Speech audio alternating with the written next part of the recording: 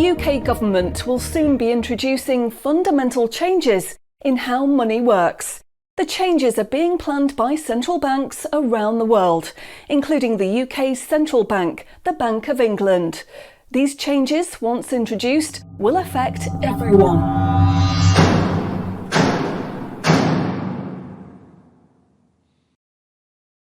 So, what are these changes really about? The changes being proposed will mean that you will no longer have full control over your spending. In fact, what they are planning is the replacement of money with something which is fundamentally different. Therefore, it's not just cash they want to remove from the economy, it is money itself. Pay attention, because if the new monetary system is allowed to happen, it will be very difficult to reverse and could mark the beginning of the end of human freedom. In order to explain the changes that are being planned right now for your tomorrow, let's explain a little bit about how your money works today. Let's imagine that John decides to buy his daughter a birthday present from Argos. He chooses the product he wants, then pays £50 using his debit card. You might think that £50 is immediately transferred from John's bank account to Argos's bank account. But this is not what happens. A record is created showing that John's bank owes Argos's bank £50, and John's account will even show that the money has left his account, but the actual transfer of funds does not occur at the time of purchase. John's £50 purchase is one of about 50 million UK transactions that occur every day, and although in each case the account may show that the money has been transferred, the actual movement of funds between the banks only occurs once every day. Every 24 hours, all the payments made to and from each of the UK's 300 plus registered banks are added up to determine how much each bank owes the others. The Bank of England, which is the central bank that all other banks in the system are connected with, derives the total amount that each bank owes and is owed for that day. The Bank of England then intermediates and exchanges funds between all the other banks. So the Bank of England does not know anything about John or the £50 he spent on his daughter. John's money is just a tiny part of a huge transfer of funds. This means that the only organisation that can see what John does with his money is his own bank. The central bank cannot see what John spends his money on or when he spends it, and John's bank is under an obligation not to share details of his spending with anyone. This means that, rightly, there is a good degree of anonymity and privacy over what John decides to spend his money on. This, in turn, means that a government or central authority, such as the Bank of England, cannot directly restrict John when he uses his debit card, because it has no visibility of what John is doing with his money. If John had paid for the present with £50 of cash, then the purchase would be completely anonymous. Nobody, including John's bank, would know what he had spent his money on. So, cash transactions are truly anonymous, and debit card transactions have a high degree of anonymity because only your bank can know about them. So, what is this new system? The name of the new system is called Central Bank Digital Currency, or CBDC. It sometimes has other names, such as smart money. Here's how it works. Let's imagine that John, again, decides to buy his daughter a birthday present from Argos. His mobile phone has a smart money wallet or app on it, from which he pays £50 for the product. The app communicates directly with the central bank, the Bank of England, and the money is transferred from his digital wallet to Argos's digital wallet in less than a second. The transfer of funds occurs at the time of purchase, and the transaction is recorded and approved by a centralized computer system on a centralized blockchain. A blockchain is a special computer program that records information very reliably and cannot be amended. The centralized computer system runs continuously and can deal with hundreds of transactions per second as they occur throughout the entire economy, processing all of the public's purchases being made by millions of digital wallets. This sounds fantastic and is so much quicker and simpler than the old system. But there is a fundamental difference, which is that all transactions are centralized in real time as they happen. In other words, one system will be able to know about every single digital transaction in the economy as the transactions occur. This is the critical difference with the new digital monetary system that everyone needs to be aware of. All transactions are centralized in real time as they happen. The people who are planning this new system have made it clear that it would be useful, in their eyes, to use artificial intelligence algorithms in real time to block certain public transactions for a range of different reasons. So, what does this mean for John? Let's just say there is another lockdown and the government want to stop the public moving about the country. With this new system, they could introduce a simple change. That would mean John's wallet would only work if he was located within a certain distance of his own home. Argos is 2 miles from John's house and he decides to go and buy his daughter a birthday present. He attempts to pay £50 for the product with the app. The app communicates directly with the Bank of England's computer system, and the system rejects John's payment before it is made because the system knows that John is 2 miles from his own home and John's wallet has been limited to spending within just 1 mile. John cannot now buy anything unless he moves closer to his own home. His money is now useless if he wants to go anywhere. Why doesn't John just use cash?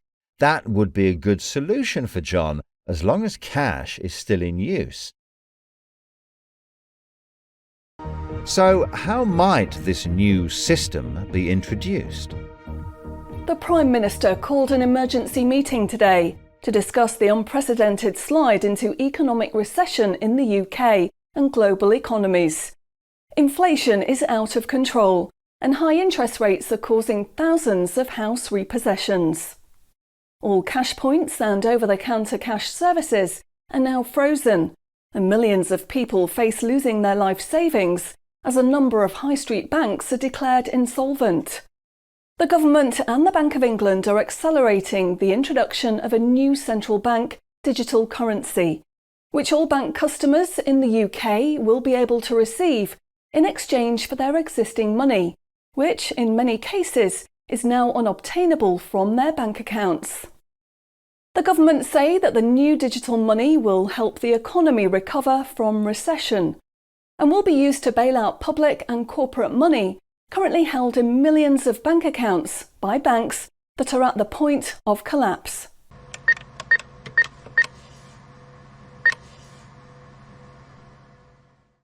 It says cash unobtainable from this account.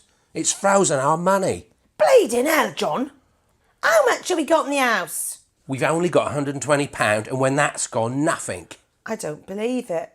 The bank's frozen our money. We've got £25,000 in that account and no way of getting it back. Download your central bank CBDC wallet app today and get bonus digital pounds free. If you exchange your existing bank funds into your digital currency wallet now, you will receive free digital pounds for each account you exchange. You can then spend from your digital wallet by using your phone app, exactly like a debit card. Download the free app now from the UK government website or the App Store. John, we need to download the digital wallet thing. See if we can transfer it in. We've got no other option, love. Wow, it's transferred and it's given us some bonus money. I can't believe it. How do you know it's worked? It's worked, love. Everyone's using this money now. Right, I'm off down Tesco to try it out. Sorted. Recent figures show that the public's use of cash has halved in the last 12 months. Experts say this is due to the success and sheer convenience of the new CBDC digital money. The government has announced that all cash will be phased out completely over the next 3 years. I can't remember the last time I used cash. It seems so cumbersome and old-fashioned, fiddling about with coins every time you want to buy something. It's much easier now.